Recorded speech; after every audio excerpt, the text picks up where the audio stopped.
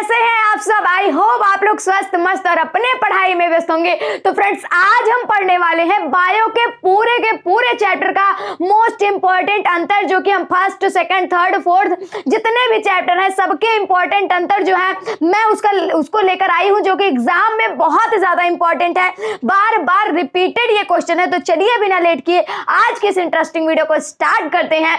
Yes, my name is Supriya and this is your beautiful सा channel SBS basic knowledge. So let's get start. तो यहाँ पे भाई 5 ऐसे टॉप महत्वपूर्ण क्वेश्चन लेकर आई हूं ना, अगर आप इसको कर लेते हो तो पक्का का पक्का यहीं से आपका 5 नंबर पक्का ही हो गया भाई। क्यों पक्का हो गया? क्योंकि इतने अंतर ये जो है ना बार बार रिपीटेड है। कहीं पे लैंगिक अलैंगिक पूछा जा रहा है भैया, तो कहीं पे धमनी और सिरा पूछा जा रहा है, किसी जिले में हमारा रुधिर और लसिका पूछा जा रहा है, तो कहीं पे भाई जाइलम और फ्लोएम पूछा जा रहा है, और कभी कभी हमारा 2 नंबर में स्वापोषण और परपोषण भी पूछ लिया जाता है। ठीक है, तो बिल्कुल इजी तरीके से जानेंगे, बिल्कुल इजी जो है इजी लैंग्वेज में हम जानेंगे। ठीक है, तो क्या है? सबसे पहले भैया लैंगिक है अलैंगिक है। और एक बात मैं आप लोगों को बता देना चाहती हूं कि अगर आप इन सारे जो क्वेश्चंस है ना इनके 1 शॉट वीडियो चाहते हैं तो मैंने उसको डाल रखा है, और मैं प्लेलिस्ट में उसका लिंक डाल देती हूं। आप फटाफट से जाइए उसको देख लीजिए, और देख के जब आप आएंगे ना तो आपका अलग से ही कॉन्फिडेंस लेवल ऊपर होगा और आप ये सारे क्वेश्चन को ना यूं ही कर डालेंगे। ठीक है, तो चलिए फिलहाल हम क्वेश्चन को करते हैं। तो हमारे क्या है? लैंगिक है भाई, और क्या है? अलैंगिक है। लैंगिक है भाई और आपका अलैंगिक है। ठीक है, तो यहां पे मैं आप लोगों को बता रही हूं कि किस तरह से लिखना है। ये आपका 4 मार्क में आता है। कितने में आता है? 4 मार्क में आता है कि 4 नंबर का रहेगा आपका, और लैंगिक अलैंगिक बताना रहेगा। ठीक है, तो यहां पे सबसे पहले क्या करना है? लैंगिक में क्या होती है? लैंगिक का मतलब होता है उसमें आपके 2 जीव मिलेंगे, मतलब 2 जीव, एक नर मिलेगा एक मादा मिलेगा। पूरा प्रोसेस बिल्कुल ध्यान से देखिए। जैसे आपका जनन जो हो गया वो 2 तरह से हो गया, एक लैंगिक जनन होता है, एक अलैंगिक जनन होता है। अब भाई ये जो लैंगिक, इसमें 2 जीव मिलेंगे, एक तो आपका भैया नर मिलेगा, सारे अंतर अभी फटाफट से यहीं से निकलेंगे, तो जब फोकस आपको करना है। और एक हो गया मादा भाई। जब ये दोनों मिले तो आपका निषेचन हुआ भाई। क्या हुआ? निषेचन होगा। एक बात और बता देती हूं, इनके युग्मक मिल रहे हैं। कौन मिल रहा है भाई? युग्मक। युग्मक एक प्रकार की कोशिका है, युग्मक मिल रहे हैं। इसमें पाया जा रहा है भाई अंडाणु, इसमें पाया जा रहा है भाई शुक्राणु। ठीक है, इसमें अंडाणु पाया जा रहा है, इसमें अंडाणु पाया जा रहा है, इसमें शुक्राणु। अंडाणु शुक्राणु के युग्मक जब भाई मिले तो क्या हुआ? निषेचन। और निषेचन के पश्चात भैया युग्मनज बन गया। क्या बन गया भाई? युग्मनज, जिसको हम बोलते हैं जाइगोट। क्या यहां तक का आपको जो है सीन समझ में आया? आई होप आपको समझ में आ गया होगा। बस यही जो मैंने कहानी बताई ना वही यहीं पे एज इट इज उतार देनी है, कुछ नहीं करना है। लैंगिक जनन, इसमें 2 जीव की आवश्यकता है। यहाँ पे मैंने 2 जीव लिए ना, एक नर एक मादा, तो आप लिख दो फटाफट। इसमें आप लिख सकते हो यहाँ पे, इसमें 2 जीवों की आवश्यकता। ठीक है, आवश्यकता होती है, ये इन डिटेल में आपको लिखना है। एंड मैं शॉर्टकट तरीके से आपको हथियार बनाना बता रही हूँ कि किस तरह से आप शॉर्ट फॉर्म में लिख सकते हो, और उसके बाद आप पेपर के दौरान उसको सिर्फ ऐसे फटाफट से देख लोगे और एग्जाम जाके अच्छे से दे आओगे। ठीक है, एंड आपको पूरे के पूरे नंबर भी मिल जाएंगे। तो लैंगिक एग्जाम में क्या होता है? इसमें 2 जीव की आ सकता है, उसी का भैया अपोजिट कर दो। बार बार हर एक सेशन में मैं बताई हूं, अगर किसी भी चीज का भाई अंतर बताना हो आपको तो आपको कुछ नहीं करना। अगर यहाँ पे कोई चीज हो रही है तो यहाँ पे डायरेक्ट कर दो, नहीं हो रही है बात खत्म, कुछ नहीं करना आप लोगों को। तो इसमें भाई इसमें 2 जीव की आवश्यकता होती है, तो इसमें लिख दो, इसमें 1 जीव की आवश्यकता होती है। 1 जीव। समझ में आया? समझ में आया? आई होप आपको समझ में आ गया होगा। तो 1 मिनट यहाँ पे अब देखिए, पहला अंतर हो गया आपका। दूसरा अंतर मैं बताती हूँ। अब यहाँ पे क्या पाया जाता है? इसमें आपके युग्मक होते हैं। कौन होता है भाई? दूसरा पॉइंट, इसमें युग्मक होते हैं और इसमें युग्मक नहीं होते हैं। इसमें युग्मक नहीं होते हैं। थर्ड पॉइंट क्या मैंने बताया था? इसमें निषेचन होता है। तो तीसरा पॉइंट आप लिखोगे नर और मादा माने तो निषेचन, माने तो आपका लैंगिक जनन में निषेचन होता है और इसमें निषेचन नहीं होता है। और फोर्थ नंबर यहाँ पे आपका जाइगोट जाइगोट बनता है। कौन बनता है भाई? जाइगोट बनता है। और यहाँ पे हमारा जाइगोट नहीं बनता, बस खत्म। अंतर क्या था? कुछ नहीं था। ये इतनी कहानी याद कर लो। लैंगिक जनन में एक नर है एक मादा है। नर के पास क्या है? नर युग्मक है। मादा के पास क्या है? मादा युग्मक है। दोनों जब मिले निषेचन हुआ। निषेचन के पश्चात क्या हुआ? आपका जो है युग्मनज बना, जिसको जाइगोट कहते हैं। बस फटाफट से वही छाप डालो, इधर नहीं कर दो। बस इसमें दो तो इसमें एक, इसमें युग्मक बन रहा है, इसमें नहीं बन रहा है, इसमें निषेचन हो रहा है, इसमें नहीं हो रहा भाई, इसमें जाइगोट भैया बन रहा है और इसमें नहीं बन रहा है। कुछ नहीं करना है, बस खत्म हो गया आपका कहानी, ठीक है। एंड अब आपका दूसरा क्या है? धमनी और सिरा में अंतर। तो इसको मिटाते हैं और धमनी और सिरा को देखते हैं। तो फ्रेंड्स चलिए अब हम धमनी और सिरा में बहुत ही अच्छा, बहुत ही ज्यादा इंपॉर्टेंट क्वेश्चन को देख लेते हैं। अंतर इसमें हमें बताना है कि भाई धमनी में क्या है और सिरा में क्या अंतर है। तो आपका ये दोनों बहुत ज्यादा इंपॉर्टेंट है, इसको जरूर ध्यान रखे रहिएगा। बार बार रिपीटेड क्वेश्चन है ये, ठीक है। तो यहाँ पे जितने भी 5 क्वेश्चन करा रही भैया, 5 इंपॉर्टेंट है, ऐसी बात नहीं है, बट सबसे ज्यादा मोस्ट इंपॉर्टेंट अगर हम कहें तो ये दोनों है, ठीक है। तो आपका धमनी क्या है, सिरा क्या है, तो एक कहानी आपको और याद रखनी है। चलिए दूसरे स्टोरी की तरफ बढ़ते हैं। भाई दूसरी स्टोरी ये है कि एक तो भैया आपका धमनी है, एक तो भैया आपका सिरा है, ठीक है। अब धमनी क्या होती है? इसमें हमेशा शुद्ध रुधिर बहता है। क्या बहता है भाई? शुद्ध रुधिर बहता है। फटाफट इसको समझो, शुद्ध रुधिर, सिर्फ आप समझ लोगे तो कहानी क्लियर है। और इसमें अशुद्ध रुधिर। तो ऐसा कहा जाता है कि जिस घर में सभी लोग क्या करें, जैसे किसी बाप के 4 बेटे हैं, किसी पापा के क्या है 4 बेटे हैं, अगर 3 के 3 सही रास्ते पे हैं, 3 के 3 पढ़ाई लिखाई कर रहे हैं, तो एक तो निकम्मा निकल ही जाएगा भाई, ऐसा कहा जाता है। तो उसी तरह कुछ धमनी में भी है। धमनी में हमेशा शुद्ध रुधिर बहता है। क्या होता है? हमेशा शुद्ध रुधिर बहता है। लेकिन एक ऐसी धमनी है जो बोलते भैया मैं शुद्ध को नहीं ले जाने वाली, मैं तो अशुद्ध रुधिर को ही लेकर जाऊंगी या फिर लाऊंगी। तो एक है हमारा फुफ्फुस धमनी। कौन भैया? फुफ्फुस धमनी। ये फुफ्फुस धमनी क्या करती है? इसमें हमारा अशुद्ध रुधिर बहता है। क्या बहता है? अशुद्ध रुधिर। दूसरा क्या सीन है? दूसरा सीन है सिरा में हमेशा क्या होता है? हमेशा अशुद्ध रुधिर बहता है। लेकिन एक लोग हैं कि भैया मैं गलत रास्ते पे नहीं जाऊंगा, सब पूरे घर वाले जाओ लेकिन मैं गलत रास्ते पे नहीं जाऊंगा, मैं तो सही रास्ते पे ही चलूंगा। तो वो क्या कहता है? हमारा फुफ्फुस सिरा कहता है कि भाई मैं शुद्ध रुधिर लेकर जाऊंगा, ठीक है। समझ में आ गया? यहां तक स्टोरी समझ में आई। एक स्टोरी और समझिए। पहले स्टोरी का ये सीन था कि सब जगह क्या होता है? शुद्ध रुधिर बह रहा है धमनी में। एक लोग ऐसे हैं कि हम अशुद्ध रुधिर ले जाएंगे। सिरा में हमेशा क्या हो रहा है? अशुद्ध बह रहा है, लेकिन एक लोग कहे हम भैया शुद्ध को लेकर जाएंगे, जिसका नाम फुफ्फुस है। दूसरी चीज धमनी क्या होती है? ये हमारी थोड़ी मोटी होती है। क्या होती है? मोटी। सिरा क्या होती है? हमारी पतली होती है। धमनी भाई जब शुद्ध रुधिर लेकर जा रही है, यानी हीमोग्लोबिन है, और हीमोग्लोबिन के कारण इसका रंग क्या होता है? लाल होता है। और दूसरी चीज सिरा क्या होती है? सिरा में CO2 की मात्रा होती है, जिसके कारण ये क्या होती है? हल्का नीले कलर की होती है। बस यही लिखना है, बस इतनी कहानी याद रखो। पूरा का पूरा आंसर आपके सामने है। चलो फटाफट से लिख लेते हैं। क्या है पहला अंतर? आप तो लिख सकते हैं शुद्ध रुधिर, ये शुद्ध रुधिर है। पहली चीज ये शॉर्टकट में बता रही हूं। धमनी में हमेशा शुद्ध रुधिर का प्रवाह होता है, और आप सिरा में लिख सकते हो अशुद्ध रुधिर का प्रवाह होता है। अशुद्ध रुधिर का। समझ में आया? दूसरी चीज आपका क्या है? फुफ्फुस धमनी।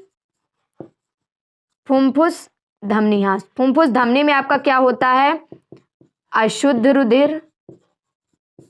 और आप फुफ्फुस सिरा में लिखोगे भाई, फुफ्फुस शिरा में भाई शुद्ध रुधिर। 2 पॉइंट क्लियर है? बिल्कुल क्लियर है 2 पॉइंट। चलो भाई अब ये तो पता चल गया। अब ये पहला पॉइंट रहा, ये दूसरा पॉइंट रहा। चलो तीसरे पॉइंट पे हम बढ़ते हैं। तीसरा पॉइंट ये है भाई कि इसकी भित्ति भाई मोटी होती है और लचीली भी होती है एंड मोटी भी होती है। ऐसी बात नहीं है, मोटी है बट लचीली है। और यहाँ पे क्या है? पतली है भाई। जो पतला है वो लचीला तो रहेगा भाई। ये पतली भी है और क्या है? लचीली भी है। समझ में आया? चौथा पॉइंट आप ले सकते हो कि धमनी में जब शुद्ध रुधिर का प्रवाह होता है तो शुद्ध रुधिर आपका कहाँ पे होता है? हृदय में शुद्ध होता है। अब हृदय की वो कहाँ जा रहा है? अंगों तक तो ले कौन जा रहा है? यस बिल्कुल, हाँ धमनी लेकर जा रहा है। तो शुद्ध रुधिर को ये क्या करता है? धमनी ले जाता है आपके हृदय से अंग तक। अब भाई क्या कर रहा है, आपके अंग में अशुद्ध है, अशुद्ध को खींच के निकाल रहा है और लेकर कहां जा रहा है, जो है आपके हृदय तक। तो यानी अंग से हृदय तक आपका कौन लेकर जा रहा है, शिरा लेकर जा रहा है। बस काम खत्म। आपने धमनी और शिरा में अंतर भी जान लिया। क्या जाना, कुछ भी नहीं, बिल्कुल सिंपल है। धमनी क्या कर रही है, हमेशा शुद्ध रुधिर बह रहा है, एक वो है जो कि अशुद्ध लेकर चल रहा है। शिरा में हमेशा अशुद्ध चल रहा है, लेकिन एक फुफ्फुस शिरा है जो कि शुद्ध रुधिर लेकर चल रहा है। दूसरा पॉइंट ये है कि भाई फुफ्फुस धमनी वो मैंने लिखा ही दिया। तीसरा पॉइंट, इसकी भित्ति क्या होती है, मोटी होती है, इसकी भित्ति पतली होती है। चौथा नंबर, ये हृदय से अंग तक ले जाता है और ये अंग से हृदय तक लेकर जाता है। पांचवा पॉइंट आप ऐड कर सकते हो, इसमें हीमोग्लोबिन की मात्रा ज्यादा होती है और इसमें CO2 की मात्रा ज्यादा होती है। समझ में आ गया, मजा आ गया, बिल्कुल। चलिए भाई अब हम देख लेते हैं रुधिर और लसिका में अंतर। चलिए फ्रेंड्स, अब हम देख लेते हैं रुधिर और लसिका में अंतर। बहुत ज्यादा इंपॉर्टेंट ये भी है आपका, बहुत ज्यादा ही इंपॉर्टेंट है, ठीक है। तो एक एक करके देखते हैं। देखिए रुधिर की कहानी क्या है। रुधिर की कहानी ये है कि आप जब भाई ब्लड से ज्यादा किसी भी चीज से आपका रुधिर कैसा दिखता है, आपका जो खून होता है कैसा दिखता है, आप कहोगे भाई रेड दिखता है, तो उसमें क्या होती है, लाल रुधिर कणिकाएं होती हैं। और लसिका में आपकी श्वेत रुधिर कणिकाएं माने तो आपका RBC पाया जाता है और रुधिर में आपका WBC पाया जाता है, ठीक है। अरे सॉरी, इसमें आपका जो है RBC माने तो रेड ब्लड सेल पाया जाता है और इसमें WBC माने तो व्हाइट ब्लड सेल पाया जाता है। तो यही आपको लिखना है, ये लाल रुधिर कणिकाएं हैं, लाल रुधिर कणिकाएं हैं, कणिकाएं हैं, ठीक है। और यहां पे आप लिख सकते हो ये श्वेत रुधिर कणिकाएं हैं, ये श्वेत रुधिर कणिकाएं हैं, ठीक है। यहाँ पे आप लिखोगे ये श्वेत रुधिर कणिकाएं हैं। पहला पॉइंट तो ये हो गया कि ये आपका कैसा होगा, ये आपका रेड होगा, ये आपका सफेद कलर का होगा। दूसरा पॉइंट आप क्या लिख सकते हो, दूसरा पॉइंट, इसका प्रवाह, भाई जो ब्लड है इसका प्रवाह तीव्र होता है, प्रवाह तीव्र होता है, लेकिन जो लसिका होता है इसका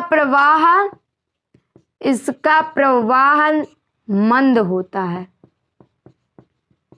तीसरा पॉइंट आप लिख सकते हो, इसमें प्रोटीन की मात्रा ज्यादा होती है, इसमें प्रोटीन ज्यादा, और इसमें क्या होता है भाई, इसमें कम होता है। डायरेक्ट अपोजिट लिख लो। फोर्थ नंबर आप लिखोगे कि क्या होता है, इसमें हीमोग्लोबिन के कारण इसका रंग कैसा होता है, लाल होता है। और इसमें क्या होता है, लसिका जो होता है ये आपका श्वेत रुधिर कणिकाएं हैं, माने तो इसमें हीमोग्लोबिन कम होता है, माने तो इसका रंग, इसमें हीमोग्लोबिन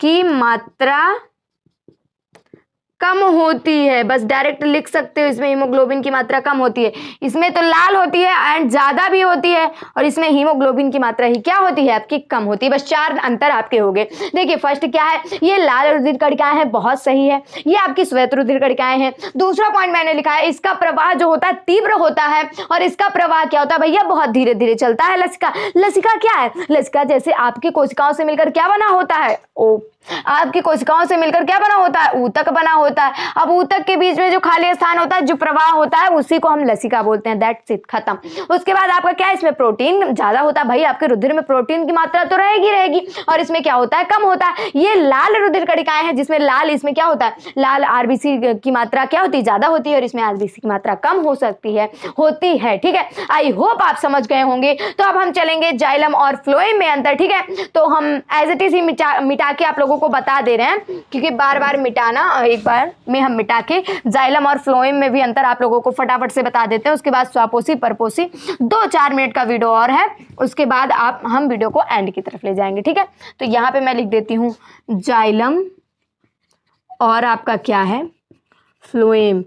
हम तो भैया हाथों से खाते हैं, हम क्या करते हैं, हाथों से खाते हैं, ठीक है। हमारे शरीर में क्या है, हमारे शरीर में धमनी है, सिरा है, और सारी चीजों को ये ले जा रहा है। आखिर ये पेड़ भी तो सजीव है, इसका भी भोजन पानी कौन लेकर जाता होगा कि नहीं, तो उसी को हमें देखना है। जा से जाइलम और जा से वाटर, माने तो जा से जाइलम, जा से जल, मतलब इसमें क्या होता है, ये एक प्रकार का कोशिका है, इसमें जल का संवहन होता है, संवहन होता है।